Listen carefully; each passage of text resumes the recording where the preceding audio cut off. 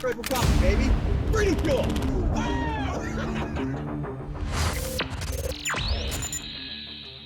Okay, so we've got a lot of questions coming off my last Rogan experience. We have a lot of questions just basically in general that we like to go through about every 3 or 4 months and just have me do a quick Q&A session. I pulled up some of those questions. I'm going to go into some topics. I'm going to talk in depth about a few things just so we can add some clarification and detail to it. But if you guys want to see more of these Q&As, if you've got something you want to ask, you can always just comment or send me specifically a DM on Instagram, or you can, submit it in a comment. Maybe Heston will get to it later. But about every 3 months, I'll go through the comments and I'll start basically deep diving on a few different issues. And one of the issues that keeps coming up is, what was it like to make this transition from the military into business? And what were some of the key factors for me, at least looking back on it now, what would I say were key factors associated with my success? First and foremost, just the fact that people say I'm successful. I guess that's a win. That's pretty cool. I don't necessarily feel that I'm a success. When I say that, I don't necessarily feel like I'm this big success. I feel like I wrote out my success criteria, my mission statement 10 plus years ago, really when I left the CIA. And I wanted to just come up with something simple that matched what I was trying to accomplish in my life. And for most people in the military, you will completely and coherently understand what a 5-paragraph op order is. It's SMEAC for the Marines that are out there: situation, mission, execution, actions on, communication, or command and signal. So when you write an op order, when you think about how you're going to come up with your next mission in your transition from the military, mine was really simple. It was to transition out of government service and live a happy and fulfilling life. That's all it was. I didn't have a laundry list of financial goals. I wasn't trying to be this like hustle and grind bro, like shiny watches and fucking Ferraris and private jets, cigar chopping fucking fools and idiots. I wanted to concentrate on becoming a good person and a good man and a good father. I'm not here to give anybody advice. I don't feel like I'm an authority figure to give anybody advice. I'm not going to transition my career into becoming some professional motivational speaker. I live a pretty simple life. I keep it very KISS principle, keep it simple, stupid. I'm a coffee guy. That's what I love. That's what I go to work for. Obviously I'm the founder of Black Rifle. Everybody knows that, but I do love coffee. And when you look at success criteria transitioning out of the military and you say, okay, I want to transition out of government service and live a happy and fulfilling life. Well, I think a couple clearly differentiating factors for me, other than or outside of other active duty military personnel, is they're coming right off of active duty into the professional workforce. I didn't. I had 10 years at the CIA as a contractor. I was still in the reserves. So I was dual hatting. And yes, I was working in a military or paramilitary capacity, but really I was kind of 1 foot in, 1 foot out of the civilian world. And I wasn't, an active duty Green Beret 2015, transitioning out, trying to find my professional path. I had grown very frustrated with the agency. I was ready to move on. I was ready to move on outside of the military and do something that was more fulfilling. By the way, I'm not saying, guys in the military, they're not doing things that are professionally fulfilling. It just wasn't for me anymore. So I started roasting coffee in 2014. I loved roasting coffee, and when I transitioned out of the agency. It wasn't as if I landed right in coffee. I tried a couple other businesses before then and I failed. So when I landed on coffee, it wasn't because I was landing on coffee as a monetization strategy. It was coffee was already there. I was roasting coffee in my garage and fulfilling it because I was trying to figure out how to build a sustainable business model. And roasting coffee was one of the only skills that I had, and it was also one of the only skills that I loved. I was working 3 other jobs. And I think a lot of people misunderstand that. They think, well, maybe I got this like big infusion of capital. I went and found like some private equity guys, and I was like, hustle and grind bro out there, That's just not the case. I was working 3 other jobs. I was still in the National Guard. I was still working as a contractor for the CIA at the time when I actually started Black Rifle. And I was roasting coffee, developing my website, taking product photography, writing copy, answering customer service tickets. My wife was answering customer service tickets. I was teaching guys on the weekends, like going to ranges. I remember very distinctly the last professional shooting course that I taught was in California. I went down there with a training company that was doing stuff with like Pat McNamara, Kyle Lamb, all the other shooters. Well, that was my profession, and that's the level of shooter I came from. And I was teaching courses as a former CIA soft guy to try to pay my bills. So I went down and taught a course on a Saturday and Sunday, and it was good. It was good money. I mean, I think I made like $5,000 or something like that over the weekend teaching a pistol carbine course. But I also didn't want to be teaching pistol carbine courses on the weekend. I wanted to do something completely different. I wanted to do something in coffee, and I wanted to get a coffee shop and build a range in it and be able to sell like bougie race gun bullshit and have a range in the back. So you could, my original vision for Black Rifle was that you would come in, sit down in, leather, chairs and order some espresso and maybe get a JPE or a JP Enterprises race gun or an STI or a Glock that's like the Roland edition. And you'd be able to get hopped up on espresso and go, shoot a machine gun or something. So the original concept was me being a gunhead, former agency guy, trying to put together a skill that I'd curated since 2004 when I first started roasting coffee, back before everybody started roasting coffee. It's so funny because I look back on it now, being in the subculture in the community I was in, and then, people used to look at it and go, you fucking hipster douche.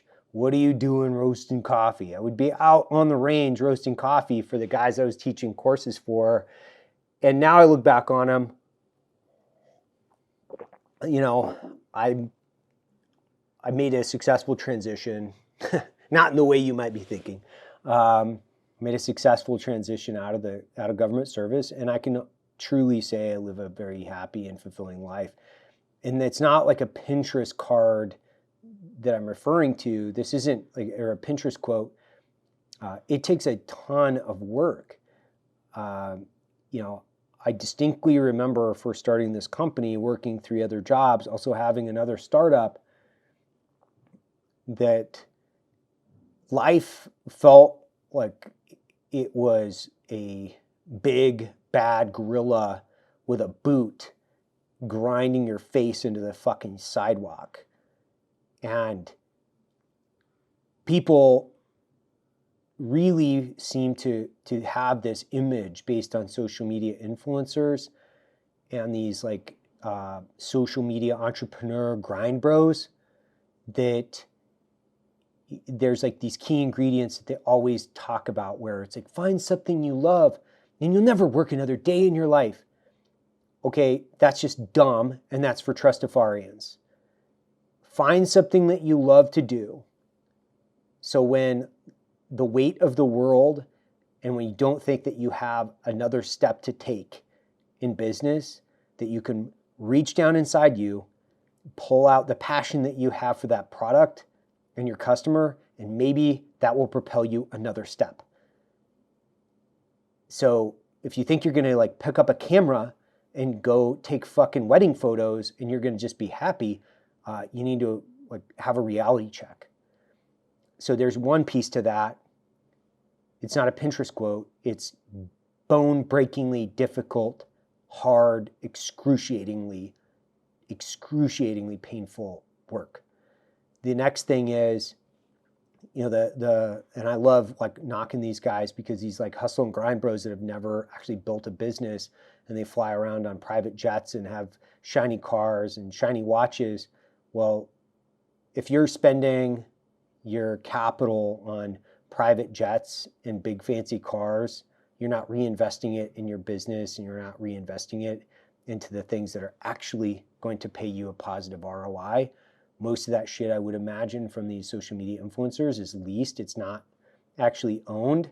More importantly, if you think that it's a smart economic idea to go out and spend $50,000 on a private jet to fly you across the United States and back, I don't care how much money you have, that doesn't really pencil out. So it looks good for Instagram. It doesn't pencil out. And what these guys talk about is you got to grind hard. You got to grind hard. Okay, that doesn't say anything. Like working hard, there's like zero doubt in my mind that there's a ton of people that work hard. It's working on the right things. Once again, I'm not giving anybody a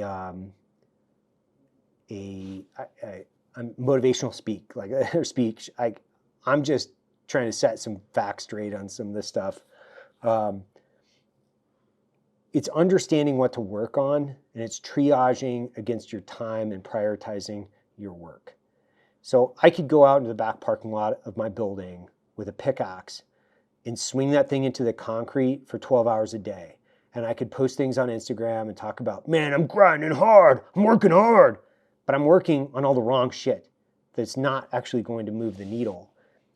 And the unfortunate reality is you do have to not only work hard, but you have to be smart and you have to build very good relationships with people of substance and meaning.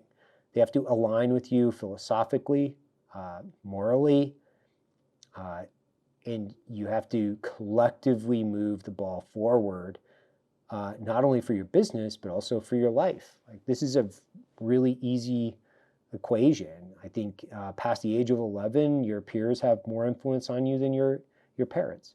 So you have to find yourself in the right peer group where they're focused on the mission statement that aligns with you. Mine was to transition out of government service and live a happy and fulfilling life. It didn't say to make $1 million. It didn't say to, hire 500 people. It just said, live a happy and fulfilling life. And at this point, I think my wife still likes me. I'm not exactly sure. I think she does. She does. And I've got 2 wonderful kids. I've got a really cool business that I love. And I can say that mission statement and the focus on building one brick at a time in the direction of the life that I wanted to go, I think that that's absolutely worked. Discipline is really important. And when you say, to transition out of special forces and you'll become a successful business owner, one, you have to define what success is. Success could be individual freedom, which I put a ton of weight on. I want to be free. I don't want to work for other people. I don't want to work or have another boss a day in my life. So what is my independence? What is that worth being a business owner? And if you set your goals on just a financial outcome, you might be setting yourself up. I would say a huge percentage of people would be setting themselves up for failure, and that failure will end in depression and anxiety and maybe a false start, right? So you have to do a combination of things. You have to allow yourself the opportunity to fail psychologically and fail a lot, because you're going to have to try several different modalities. Not just in business, but you're going to have to try a lot of different things. And you're going to have to dedicate yourself to chopping out the things that don't work and dedicate yourself to the things that do work. And what I mean by that is you always have an ROI. The return on your investment from your time is going to pay you in moving in the direction that you want to go with your life, or the ROI is going to be negative and it's going to be pulling you away from the direction that you want to be in your life. And I'm trying to just generalize this because this is a big topic that we could probably spend the entire podcast on, to be fair. And maybe I will. Maybe I'll just like unpack it for a while and then go through line by line and come up with a list of things. You guys can tell me if you want me to go into it in greater detail, but I'm trying to get as close as I can while getting to a lot of these other things. So the journey of Special Forces to CEO. So getting some of these things right. One, I was kind of I'd already moved into the agency. Utah was because 19 Special Forces Group was out here. And Utah still does, as a booming economy. It's a red state, so it aligns with me politically. And it's got mountains. It's got the politics that I like. It's got a great business atmosphere. So it just made sense. But I wasn't transitioning to be a CEO. I was transitioning to be a small business owner and ultimately the master of my own destiny. I didn't want to work for anyone ever again. And I wanted to be able to plug in, prioritize my own time, and succeed or fail based on my own effort. And as I moved from Green Beret to business owner, you evolve into CEO. And then, of course, now as of January of this year, I'm the chairman of the board. And so that's taken 10 years. And it hasn't been easy. It's been significantly more difficult than anything else I've ever done in my life. So don't expect this to be an easy adventure. Don't expect it to be rife with, strip clubs and cigars. It's really difficult work, and you have to be disciplined, and you have to understand what your priorities are and what your mission success criteria really is. Mine is, I have a really simple concentric rings, which is my family, my business, my community. It's pretty easy. So my family is my obviously my family, and my business, and my community is, veteran community, and then my country. So that's what I concentrate on. That's what I like to do. Number 2, hardest lessons learned in war and in business. So I think one of the things that I've learned in war and what war taught me that I'll be extraordinarily and eternally grateful for is, if you can see the world for what it is, which is there are rules and there are laws, yes. But when you've lived in a world where the only rule is physics and everything else is ultimately the law that you define it as, it changes the way you look at the world forever. It allows you to take the governors off, so to speak, of your own life, and then think, okay, well, as long as it's legal and ethical, then I can do it. And I think that's one of the most important factors that war taught me was you have to abide by the rules of physics and law. Outside of that, you got to go make it happen. And you can't believe in these artificial social constructs, and you can't believe in the things that people will tell you, you can't do that, or you'll never make it happen. Because ultimately, when you've made the impossible possible every night and or every week for years on end, you start to think about the world a lot differently, and that maybe people sell themselves short, and an average guy with above average height for an Asian female could probably make a lot of shit happen. And I think that that's the way that I've looked at the world, is that if I can survive this and succeed within the rules of warfare, I can bring those complex problem solving and those leadership skills back to the world, back to our world, and redefine myself in a way that I ultimately want, which is, what are my success criteria? How do I want to live my life? Now I'm going to go be the curator of my life and live the life that I want, because I can plan, I can lead, I can manage, I can execute. So now I just have to go out and organize my life around the team and the aspects that will make that happen. I think it's one of the most important things that I've learned. I think the other piece is you have this, I have a lot of reps in planning and execution. Like every day I would have to plan something or 2 or 3 things, and I would have to go out and execute them. And you have to execute them not only as the guy that's just kind of window licking, you also have to execute them as the guy that is leading and managing the team, and then organizing it for minimum success criteria.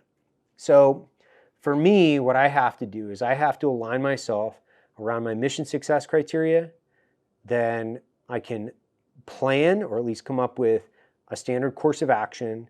What are my minimum success criteria? What are the resources I will need in order to get that done?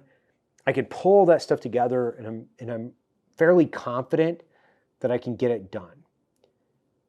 I think that's probably one of those 2 things, like understanding there are no rules other than, quite literally physics and law in life, and then having the ability to plan and execute on time, on target.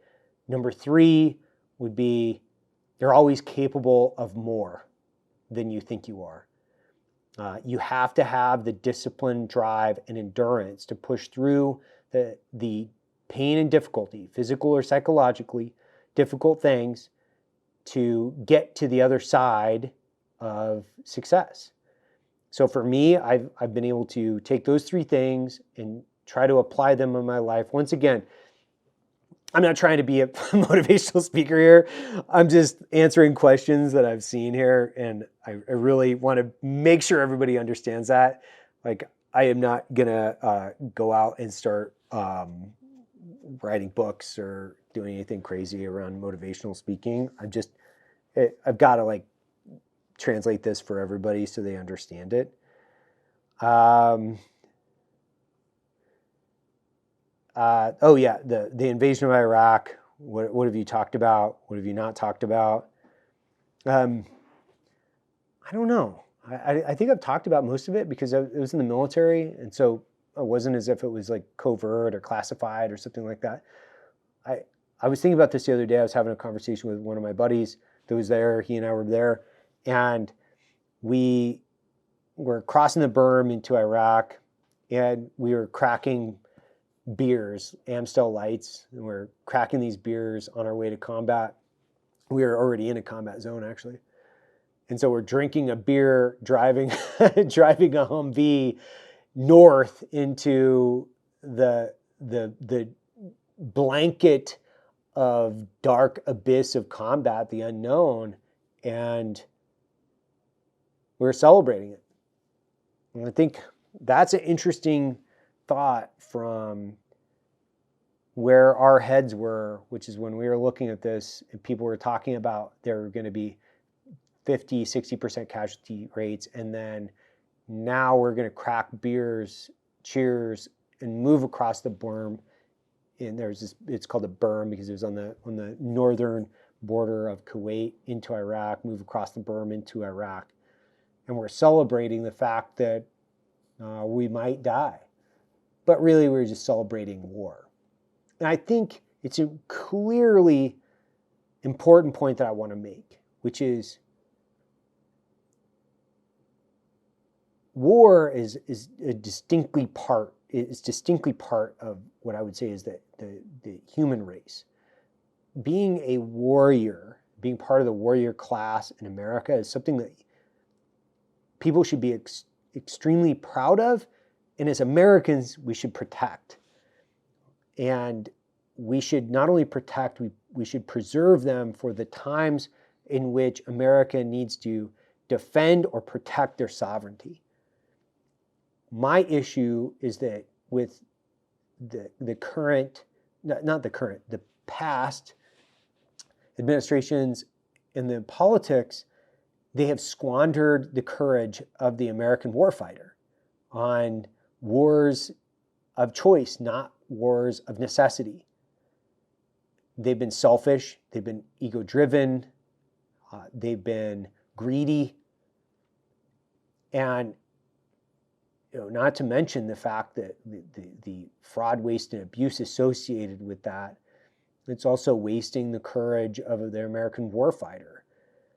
Having a warrior class and being completely embedded within multi-generational warriors in America should be one of the most sacred things that we have.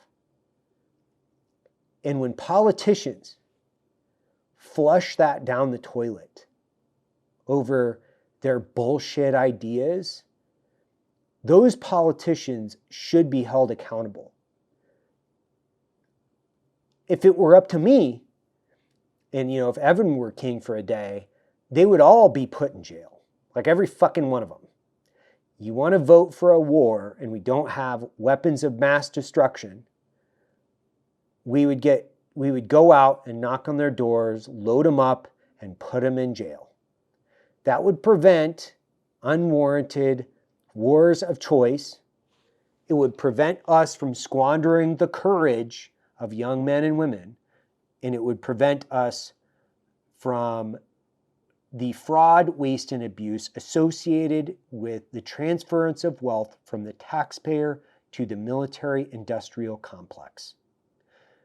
You want to vote for a war on false or generated pretenses that come out to be fraud, you will spend the rest of your life in jail. There's no question about that. I can't be convinced otherwise. If it were up to me, I would have the entire Bush administration rounded up and put in fucking prison. So, that being said, I'm not a pacifist. I just believe that we should be highly protective of the warriors of this nation, and we should work extremely hard to protect the honor and the dignity of our country.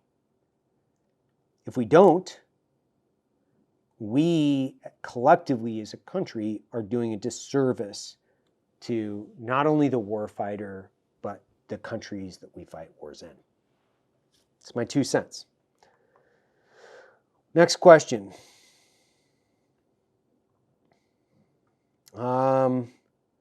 What do you do outside of these things? So I have a bunch of what I would say is interests, but I don't have a lot of hobbies. My family takes up a huge percentage of my time, which it's not take up. That sounds like I don't want that to happen. I love spending time with my kids. I've got a 7-year-old and an 11-year-old. They're both girls. I spend most all of my available time trying to figure out what to do with them. So lots of different things. But we're trying typically to go out and have a good time outside, go hiking, hunting, fishing, because that's what I do. if I were to bucket my hobbies and interests outside of my kids, I think I have 3, which is hunting, shooting, and fly fishing. I kind of have 3. So what you're going to say, well, what's the difference between hunting and shooting? Okay, so I hunt with my bow, meaning I clearly draw a line between hunting and shooting. I hunt with my bow because I just find it a little bit more difficult. It's a lot more interesting, and it's more essentially like physical chess, and I find it a lot more rewarding at the end of the day. I shoot both pistol and rifle. What I would say is pistol, but when I shoot for fun, I shoot like fully comped STIs and Glocks that I think are a lot of fun to shoot, and I shoot them for speed and typically shoot them for like course speed, and I don't go out and train with my SIG 365 or my Glock 43. It's just miserable to shoot. It would be like racing a lawnmower. It's fucking horrible. So when I shoot for fun. I've got a couple bolt guns I like. I've got a ton of black guns that I like, but I shoot for speed and distance. It's what gets my rocks off, I guess. And fly fishing is just one of those things. I've grown up with it. I built my first fly rod when I was like 12. And I've continued to fly fish my entire life, and I will continue to fly fish for forever. So hunting, shooting, fly fishing. And then if I'm home and I can't like get out and do anything, I don't know. I like to read, I guess. Outside of that, maybe that just makes me sound really cool. I like to read. Probably just makes me sound more pretentious than anything else. God, these are all questions on like war. The value of suffering and hard work. That's good. Hard work, I believe, like hard physical work will save your soul. What I mean by that is if you can push through physical pain and dedicate yourself to the disciplined act of hard work, you don't have time to think about the bullshit, the white noise in your life. So working hard can be a form of meditation that can ultimately, I think, not distract you. That's not the right word, but it can ultimately put you in the right frame of mind to be more successful with your family, your business. And I think like an example of that is when I recreate, I work. Hunting is not easy. When you're fly fishing in the places I fly fish, it's not easy. I like logistically complicated things. Shooting is not easy. So, and you have to be in good shape to be a good father, to be a good husband. It's kind of like self-aid, buddy aid. When you're looking at it from a triage perspective, I think in order to build a competent mind, you do have to be practiced in the art of hard physical work. Could be working out every day, could be your recreation, your hobbies, those types of things, but you do have to understand what it's like to endure.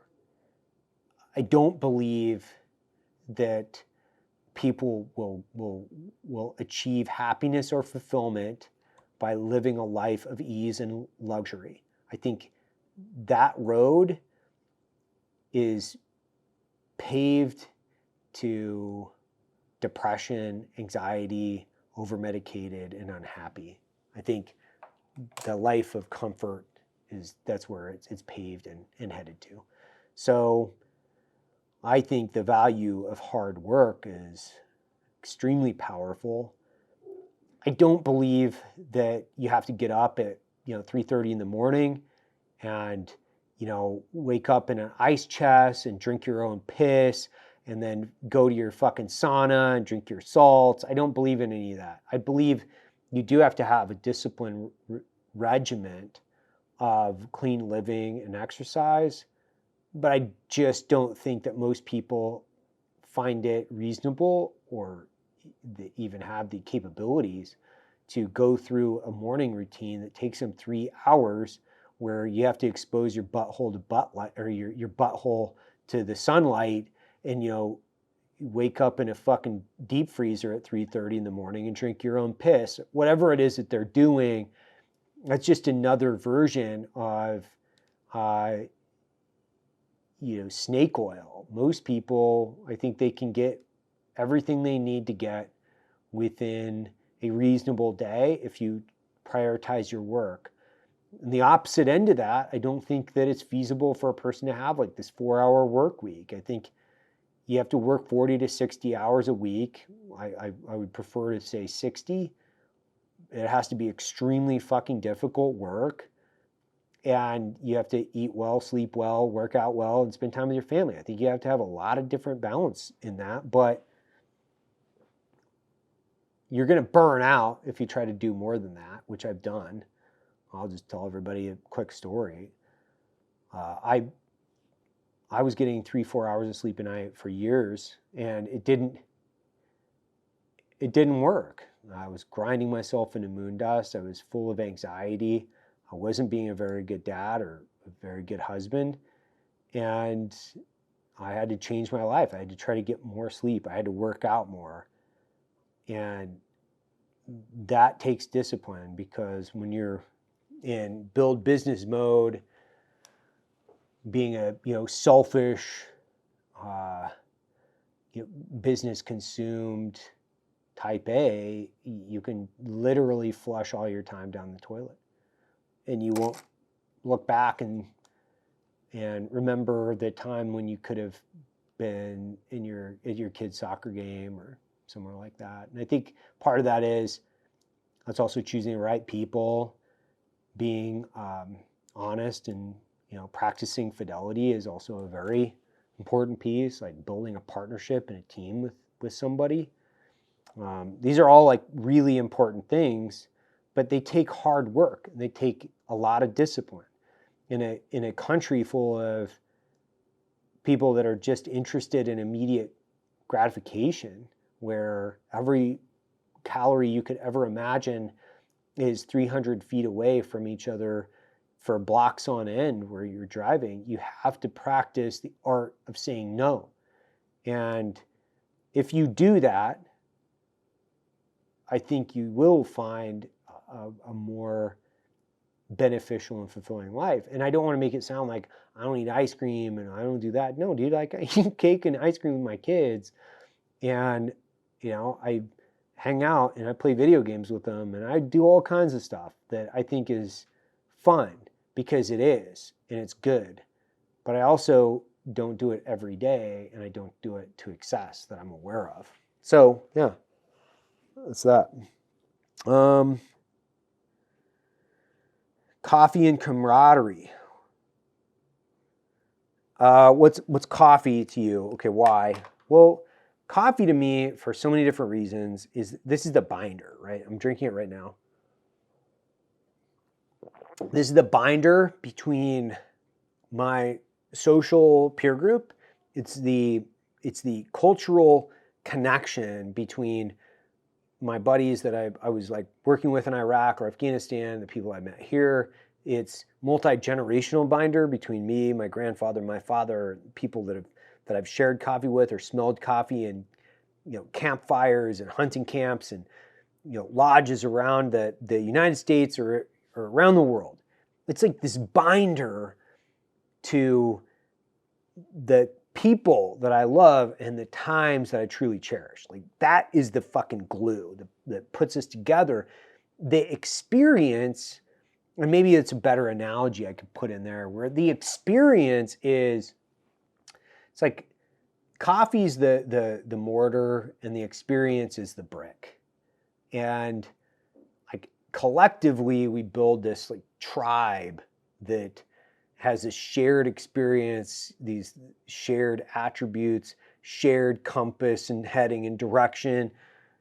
And coffee to me is like, it connects everything together. It's like a morning ritual, it's afternoon, let's go get coffee, let's do this, let's get fired up, let's have an idea session, let's lead, let's manage, let's go out and kick some ass. And it sounds so trite, but let's go out and do something incredible and epic, but let's do it together. So it always kind of comes back to this like community binder and experiential drink that puts me back in that moment. So I love it.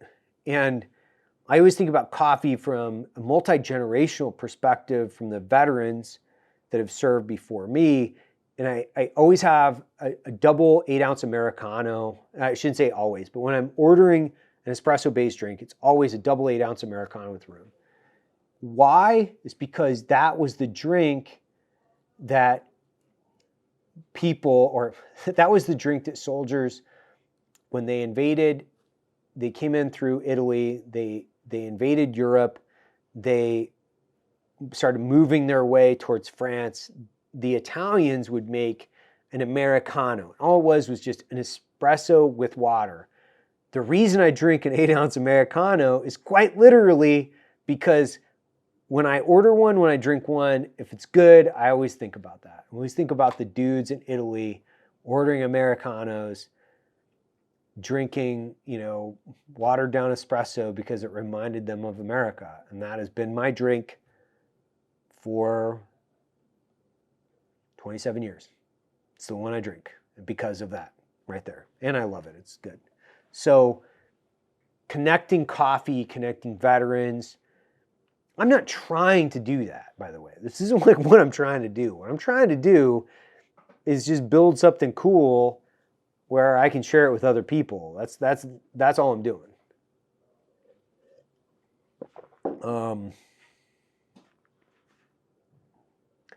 Let me think here. Some of these are just so gay. Sorry. Some of these are so fucking lame. Like, what was the most intense moment in your time in special operations? I don't know, man. Like, God, I don't know. How did your CIA experiences shape your leadership style in BRCC? Well, I'll unpack that for a second, because the CIA and their leadership style gives you plenty of examples of what you don't want to be. Okay? When I say that, you have a lot of people within the CIA that are self-serving, sociopathic, egomaniacally professional ladder climbing idiots, right? You have one section of those people, and you have a bunch of other like very mission focused, passion for country people. But the ladder climbing, sociopathic, professionally driven idiots, they kind of ruin it for everybody. They just fucking ruin it, because what they're trying to do is get promoted. What everybody else is trying to do is successfully execute against mission criteria and protect the United States. That's what they're doing. And then you have a bunch of other people that are trying to get promoted, and it's all about like licking the right boot or sucking the right dick. But that's literally, they ruin it for everybody.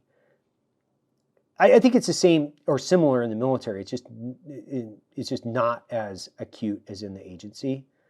And it's also the people that you wouldn't assume were the best, because I've worked with some people in the agency that are so incredibly gifted and talented. They're incredible leaders and managers, and they're not 6'5", chiseled out of granite, guys that look like they should be, on SEAL Team 6 and Central Casting. They're not. They're like one of the best case officers I worked with. I think she was like 4'6". She was awesome. So it changes the way you look at leadership. It changes the way you look at management. But I've also realized that same, female that's 4'6" can also be a sociopathic, professional ladder climbing idiot. And there could be a guy that's 6'5" and looks like he's chiseled out of granite, and he's the most mission-focused guy in the organization.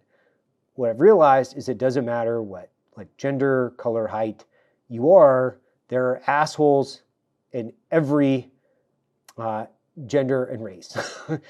And it all boils down to a meritocracy of effort. May the best idea and the hardest work win. And that's what I'm always striving for. And I think that's one of the most important keys that the CIA taught me was like, just because you came out of special operations doesn't mean you're a good guy. And just because you're a case officer doesn't mean you're that smart. It's quite literally, what have you done for me lately? And what are you doing for me today? That's what it means. And I think that is directly translated over into the way that I manage the business. What has been your favorite guest on the BRCC podcast so far?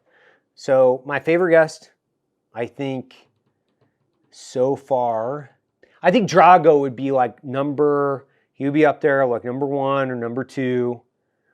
You know, the reason I have Andy and Glover on so much is because I really love having them on. So it'd be, you know, Drago, Glover, Andy, and I've had all these other guys, like Earl Plumley is fucking amazing. I love Earl, like truly one of my favorite people on the planet. So I think I've had so many different guys on the podcast that I honestly, it's hard to remember, but it's typically guys that have they've had courageous effort in their life. I find them extremely interesting. Dave Rutherford, like he's a really good friend of mine. He's been on several times. I love Dave, like truly one of my favorite people on the planet. So like Dave, Drago, Andy, Glover. What is the craziest story you've heard on a guest so far? Well, honestly, most of what I hear is either after the podcast has already been done, when guys start talking, that's when the craziest shit comes out. You're like, what did you do? Like Drago was telling me some stuff. I was like, what? I can't even repeat it. Most of the time I can't even repeat what is being said. I wish you had the after show look at the podcast, because the after show look is sometimes way better than the show. I think people get into the mix and they start thinking about too much about who's listening. It's like, dude, just do it. Dale Stark was awesome.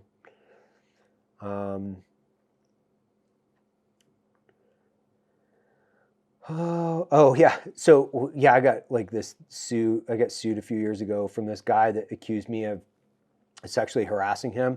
So what I mean by, let me just unpack this. So this guy was in our business from basically day one. He was a friend of mine, and as you can imagine, I have a very colorful personality and I make some really fucking horrible jokes.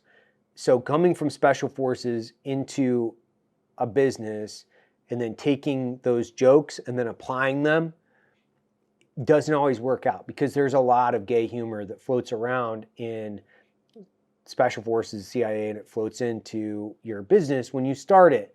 However, I would just like everybody to put this into context. If your friends were to turn around and sue you for all the shit that you say to them, like what could they use against you? So basically this guy put together this like extremely dramatized version of reality, and he got some fucking ambulance chaser libtard lawyer downtown to come after me and paint me as some like complete degenerate, which I think is hilarious because it's it completely contradicts actually who I really am. But if you were to read it, Brandon Herrera did a really, I think, a super funny gun meme review on it, because it hasn't actually changed my humor. It's just changed who I directly reference my humor with, because I'm not going to change, saying certain things just because people get offended and just because they might sue me. That's also one of the reasons why I don't respond to some of this stuff, because it's stupid. It's like if you read through it, you're like, yeah, I probably did say that. More importantly, yeah, I was joking. And if you didn't know I was joking, all you have to do is like reference one of the hundreds or thousands of podcasts that I've done, and you can hear my cadence, the way I talk, and who I'm like talking about, and the type of words that I'm saying. So, I just select who you're talking to and about what. And by the way, if you are starting a business as a veteran, you can't take some of that stuff with you. You've got to like jettison it out, because it will come back to bite you in the ass. It did me, but okay, whatever. I mean, move on. I'm not like losing sleep over it. And like the guy is now we're back to being friends. So yeah, he sued me, but his attorney was really the big piece of shit in that. It wasn't really him. She was like writing some, novel about how bad it was here. She's a fucking piece of shit. So yeah, I don't know what to tell you guys in the sense of like, this is a very litigious society full of parasitical attorneys that want to exploit a circumstance so they can make money. And also the boogeyman isn't real. So that's what happens. Do you prefer deep, serious conversations or lighter, funny stories on the show? I like to go both. I like to go both ways. I like to go like deep to light. I like to actually, like, if you're looking at it from a frequency band, like, deep to really light and funny, I like to go the full length. And sometimes I like to go full length in a matter of seconds, because I think that's the actual way that I communicate, is that I can be a complete jackass and say the most ridiculous and stupid things, which is a huge percentage of the time, by the way.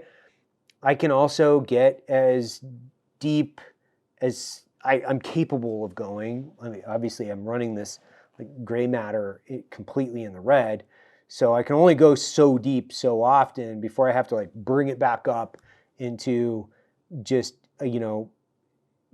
buttholes and booby jokes, right? There's just like no way I can't do that, because that's who I am. You do have to find your right audience for that. You can't do it with a really serious guy. That's why I have JT, because he can provide levity to the whole situation. Okay, I think that just about wraps for this Q&A sesh.